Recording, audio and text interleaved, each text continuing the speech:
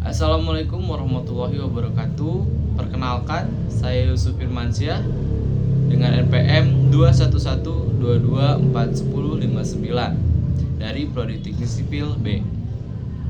Saya di sini akan mempresentasikan hasil penugasan saya dari mata kuliah Statistik dan Probabilitas, yaitu tentang studi kasus 1 dan studi kasus 2, yang dimana dalam pengerjaannya untuk studi kasus 1 saya menggunakan software SPSS, dan untuk studi kasus 2 saya menggunakan software Excel. Nah, mari kita lanjut ke tutorialnya. Baik, untuk pertama kita akan langsung memulai dari tutorial statistik menggunakan software SPSS. Nah, tujuan dari presentasi ini adalah menjelaskan cara mencari ukuran, pemusatan, dan penyebaran data di software SPSS. Kedua, memberikan contoh langkah-langkah praktis dengan data. Untuk soalnya kita akan menggunakan studi kasus 1, yang dimana kita akan mengambil data dari studi kasus tersebut dan memasukkannya ke dalam software SPSS. Untuk langkah pertama, kita akan membuka software SPSS yang dimana tampilannya akan seperti berikut. Lalu kita akan pindah ke variable view seperti yang pada digambar. Kita geser dari data view menuju variable view. Itu bisa kita tap 2 kali pada kolom yang di pojok atas ini. Terus setelah itu kita di variable view kita akan membuat kolom misalnya waktu seperti pada contoh. Nah, untuk tipe kita ambil numerik karena berupa angka. Lalu pada desimal kita menggunakan 0 karena bilangannya bulat. Labelnya saya isi menit. Measure saya ambil scale karena berupa variabel numerik. Lalu kita kembali lagi ke data view seperti pada lingkaran berikut. Cara pindahnya ada di sini ya, udah saya contohkan gambarnya di sini. Lalu kita masukkan data nilai pada soal tadi, yaitu berupa angka-angka tersebut kita masukkan ke dalam variabel waktu. Begitu, tinggal diurutkan. Nah, memasuki langkah kedua, analisis deskriptif, kita masuk ke dalam data view. Masih di data view, kita akan membuka analyze yang berada pada kotak merah ini. Kita ambil tab analyze, kita klik dan akan langsung masuk ke tabel berikut. Lalu kita klik deskriptif statistik, lalu kita klik lagi frequency.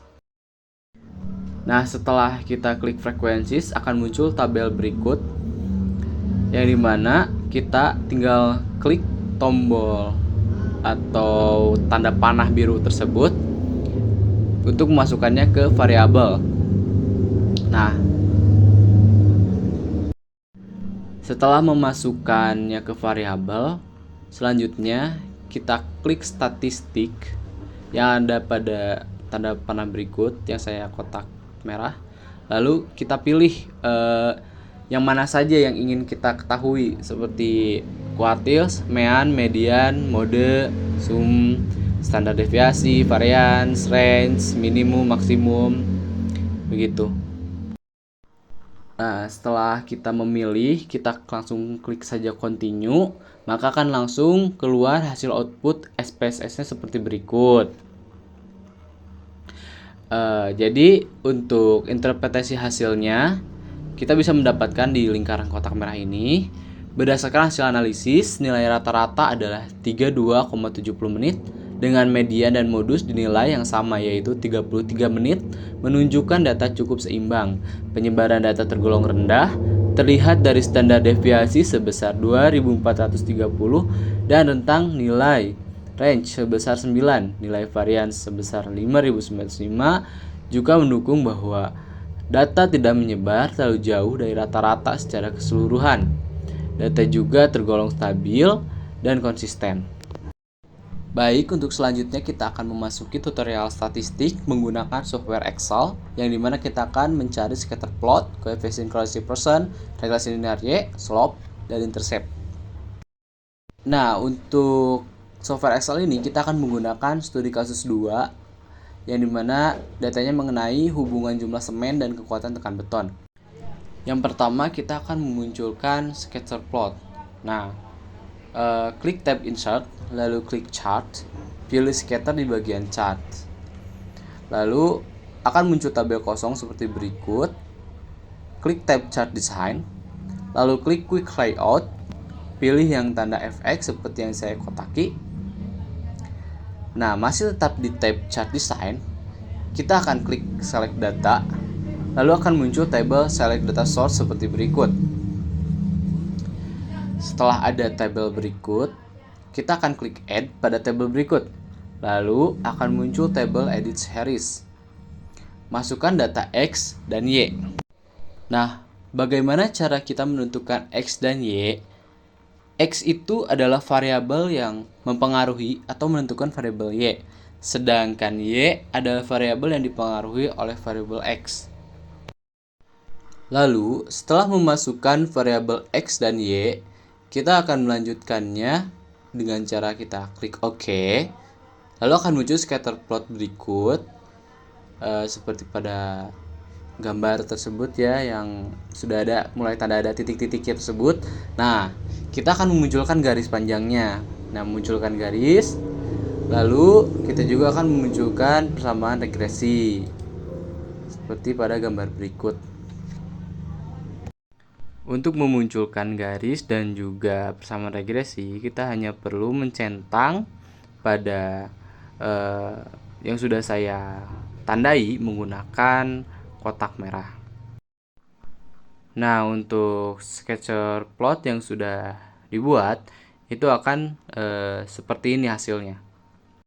Lalu kita akan lanjut ke sesi berikutnya, yaitu untuk memunculkan koefisien korelasi persen, regresi nilai Y, slope, dan intercept. Nah, pertama-tama kita klik tab data, lalu pilih data analis. Nah, untuk memunculkan data analisnya ini, kita perlu masuk dulu ke tab file, lalu kita pilih option. Nah, setelah itu kita akan masuk ke tabel option tersebut. Nah, kita akan pilih add in. Lalu setelah pilih add in, kita akan pilih analisis toolpack. Lalu klik go. Nah, nanti akan muncul tabel add-ins, di mana kita akan mencentang pada analisis toolpack. Setelah itu, kita pencet OK. Nah, terus setelah di OK, itu data analisis sudah muncul. Nah, bagaimana jika sudah muncul? Maka kita eksekusi datanya, yaitu kita klik data analisis dan akan muncul tabel data analisis seperti berikut. Lalu kita pilih scroll ke bawah sampai menemukan regression. Nah, setelah menemukan regression, kita pilih regression, lalu OK. Dan setelah di OK, akan muncul tabel regression, yang dimana di situ kita akan input data X dan Y, seperti yang sudah saya jelaskan pada sebelumnya. Nah, X dan Y, lalu klik OK jika sudah memilih data tersebut. Nah, setelah di OK, otomatis akan langsung keluar data seperti gambar ini. Nah, di situ ada summary output, ada Nova, dan di bawahnya. Nah, itu dia data yang keluarnya. Di situ sudah ada multiple R, R square, terus ada intercept, ada variabel. Nah, di situ kita bisa interpretasikan bahwa kekuatan tekan beton dipengaruhi oleh jumlah semen dengan setiap kenaikan jumlah semen sebesar 1 satuan, maka dapat menaikkan kekuatan tekan beton sebesar 0,0833 MPa. Nah, keragaman besarnya kenaikan kekuatan tekan beton dapat dijelaskan oleh besarnya persentase pemberian jumlah semen sebesar 98,08%.